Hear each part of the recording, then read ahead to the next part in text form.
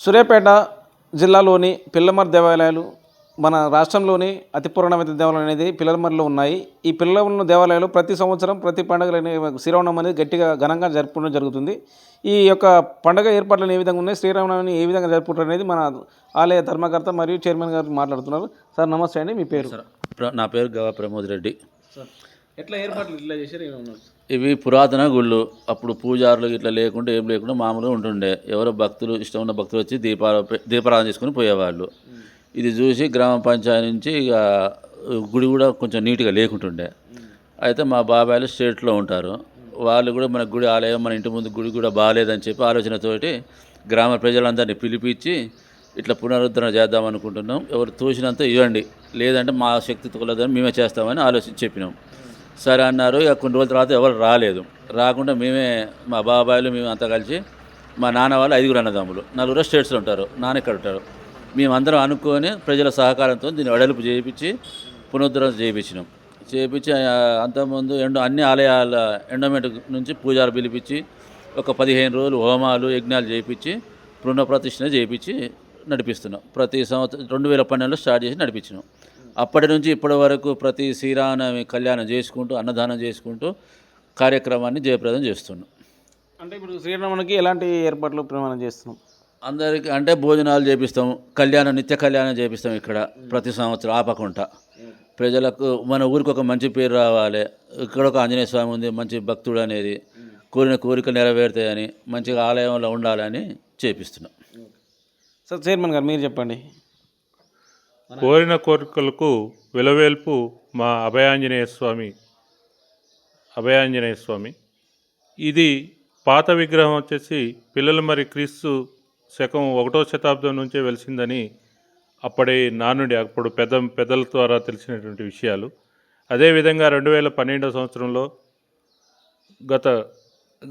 Gavva Satya Reddy brothers వాళ్ళు పూనుకొని అంగరంగ వైభవంగా ఈ ఆంజనేయ స్వామిని ప్రతిష్ఠింపజేసి ఆ రోజు నుంచి ఈ రోజు వరకు కూడా శ్రీరామనవమి అంగరంగ వైభవంగా జరుగుతుంది.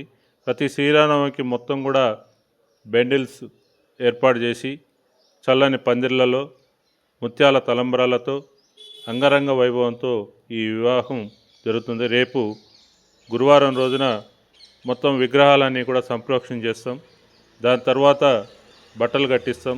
తర్వాత ఎదుర్కోల మహోత్సవం ఉంటుంది. ఆ తర్వాత ఖచ్చితంగా అభిజిత్ లగ్నం అయినటువంటి భద్రాచలంలో ఏ టయానికైతే వివాహం జరుగుతుందో అదే సమయంలో ఇక్కడ వివాహం జరుగుతుంది. మా గ్రామ పురోహితులు శ్రీ హరిప్రసాద్ గారు అత్యంత వైభవపేతంగా ఈ కళ్యాణాన్ని జరిపిస్తారు. కళ్యాణానంతరం భక్తులకి ఊరు మొత్తం కూడా భారీ ఎత్తున అన్నప్రసాద కార్యక్రమం ఉంటుంది. దాని తర్వాత సాయంత్రం పూట డీజేలతోటి లైటింగ్లతోటి ఊరు మొత్తం కూడా ఊరేగింపు జరుగుతుంది.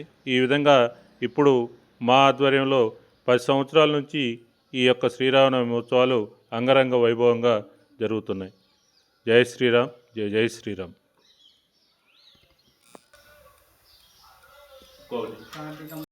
అదేవిధంగా ప్రతి హనుమత్ జయంతి రోజు కూడా 5 రోజులు, మొదటి రోజు కలశారాధన, తర్వాత లక్ష పూలతోటి, ఆ తర్వాత బిల్వార్చన, ఆ తర్వాత లాస్ట్ రోజున కొబ్బరి కలశాలతోటి అభిషేకం చేసి అనంతరం అన్నప్రసాదం ఊరేగింపు కూడా ఉంటుంది. ఈ యొక్క దేవాలయంలో అభయాంజనేయ స్వామి దేవాలయంలో ప్రతి సంవత్సరం కూడా హనుమత్ జయంతి వేడుకలు, శ్రీరామనవమి అత్యంత వైభవపేతంగా జరుపుకుంటున్నాం.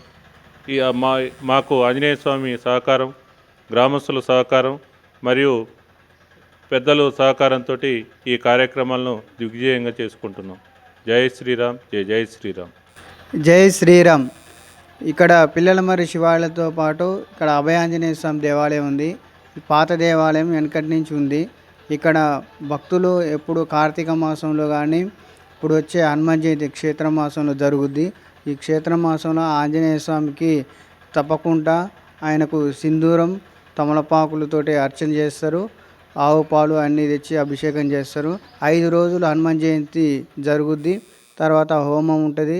ఇక్కడ భజన కార్యక్రమాలు, హనుమాన్ చాలీసా కార్యక్రమం జరుగుతుంది.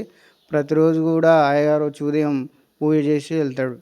అదేవిధంగా శ్రీరామనవమి కూడా వైభవంగా ఘనంగా జరుగుద్ది. ప్రతి సంవత్సరం జరుగుద్ది.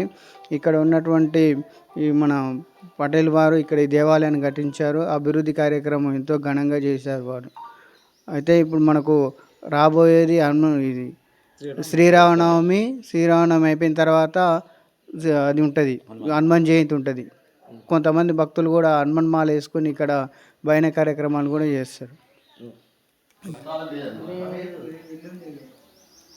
చాలా ఉంటే మంచిగా నీట్గా వచ్చేది.